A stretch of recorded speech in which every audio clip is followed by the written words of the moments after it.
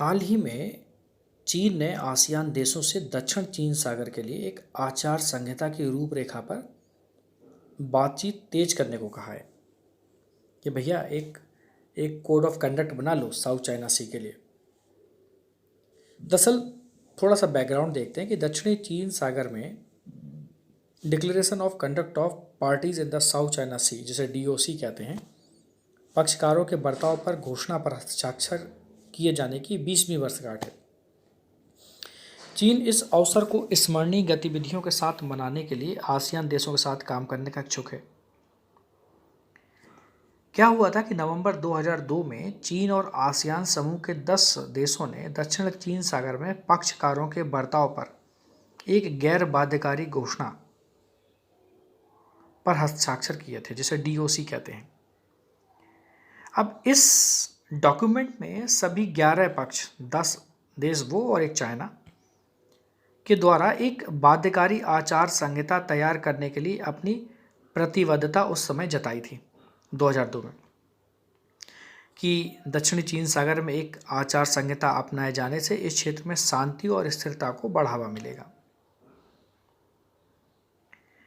अब दक्षिण चीन सागर में बीजिंग द्वारा कई दक्षिण पूर्व एशियाई राष्ट्रों के साथ अतिव्यापी क्षेत्रीय दावा किया जा रहा है।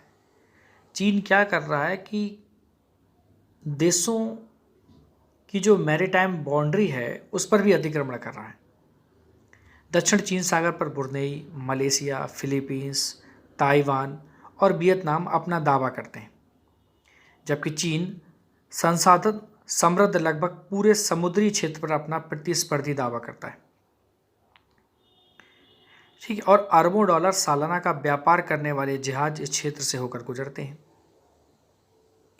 बीजिंग पर जहाज रोधी मिसाइलों और सतह से हवा में मार करने वाली मिसाइलों सहित सैन्य उपकरण तैनात करने का भी आरोप लगाया गया है।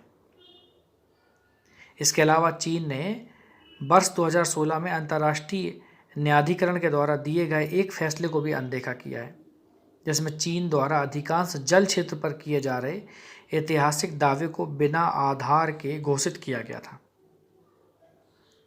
जो इंटरनेशनल कोर्ट ने उसने चीन के दावे को अनुचित कहा था। देखो, दक्षिण चीन सागर की स्थिति को समझिए। अब यहाँ पर देखिए मैप है और यह है दक्षिण चीन सागर।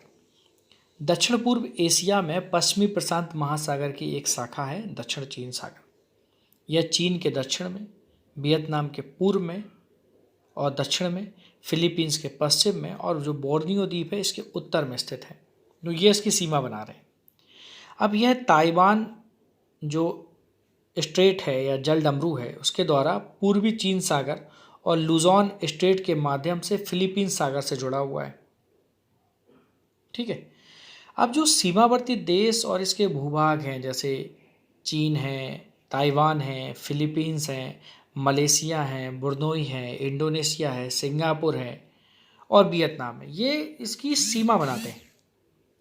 अब इसका सामरिक महत्व क्या है, इसकी स्ट्रेटजिक इंपॉर्टेंस क्या है, देखिए थोड़ा समझिए। दक्षिण चीन सागर अपनी स्ट्रेटजी की इंपॉर्टेंस के लिए बहुत महत्वपूर्ण है, क्योंकि यह हिंद महासागर, इंडियन ओशियन और पैसिफिक ओशियन के बीच मलक्का जल संधि के द्वारा जुड़ा हुआ है। तो समझ लीजिए एक प्रकार से यह एक संपर्क कड़ी है।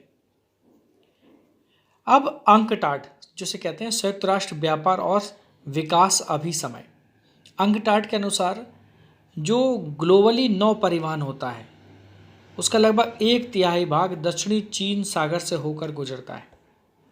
जो टोटल वर्ल्ड का जो सी ट्रेड है उसका 1/3 तो दक्षिणी चीन सागर से होकर गुजरता है। अब इसके द्वारा अरबों रुपए का व्यापार होता है। इस कारण भी यह एक महत्वपूर्ण भू राजनीतिक वाटर बॉडी है। अब यहाँ पर कई सारे देश कई द्वीपों पर अपने दावा करता है। एक है पार्सेल द्वीप समूह, आपको यहाँ दिखाई दे रहा है ना, ये पार्सेल है। अब पार्सेल आइसलैंड को समझिए, सबसे ऊपर देखिए, ठीक है। अब यहाँ पर आपको समझना है पार्सेल को। पार्सेल पर चीन भी अपना दावा कर रहा है, ताइवान भी दावा कर रहा है और वियतनाम भी दावा कर रहा है। ऐसे एक है स्प्रिटली द्वीप समूह, इस पर चीन, ताइवान, वियतनाम, ब्रुनेई और फिलीपींस अपना दावा कर रहे हैं। इसी प्रकार एक द्वीप समूह और है जिसको बोलते हैं स्कारबोलो सोल। इस पर फिलीपींस, चीन और ताइवान द्वारा दावा किया जा रहा है। अब 2010 से चीन द्वारा जितने भी निर्जन टापू हैं उनको United Nation Convention of the Law of the Sea के अंतर्गत लाने के लिए कृत्रिम टापुओं में परिवर्तित किया जा रहा है। उदाहरण के लिए जैसे हेवन रीफ बनाया है, जॉनसन साउथ रीफ और फेरी क्रॉफ रीफ। इस पर कुछ इस तरह के उसने अपने पक्ष रखे हैं। तो कुल मिला के आप ये समझिए दक्षिण चीन सागर के इम्पोर्टेंस बहुत है, क्योंकि यहाँ से ट्रेड बहुत इंपॉर्टेंट है, ट्रेड का रूल बहुत इंपॉर्टेंट है। और ये एरिया खनिज संसाधन से समृद्ध है, ठीक है, इस वजह से भी, क्योंकि यहाँ पर गैस के क्षेत्र भी हैं कई सारे, ठीक है, नेचुरल गैसेस मिल रही हैं, यहाँ पर ओर्स मिनरल्स के भी बहुत बड़े सोर्स हैं, इस वजह से भी। और ट्रेड हो रहा है तो यहाँ पर एक मोनोपोली हो जाएगी, ठीक है। तो आप समझ गए होंगे कि दक्षिण चीन सागर में डिस्प्यूट किस वजह से होता है और कौन कौन से देश इसमें विवाद में शामिल हैं, ठीक है। एक छोटी सी अंडरलाइन थी और बहुत इंपॉर्टेंट है मेंस के लिए, क्योंकि अभी हाल ही में चीन ने इसके लिए कुछ कहा है। चीन ने क्या कहा? चीन ने कहा कि आओ भैया एक कोड ऑफ कंडक्ट बनाते हैं इस एरिया के लिए, और ये किससे कहा है? उन्होंने कहा आसियान कंट्रीज से कहा है। ओके।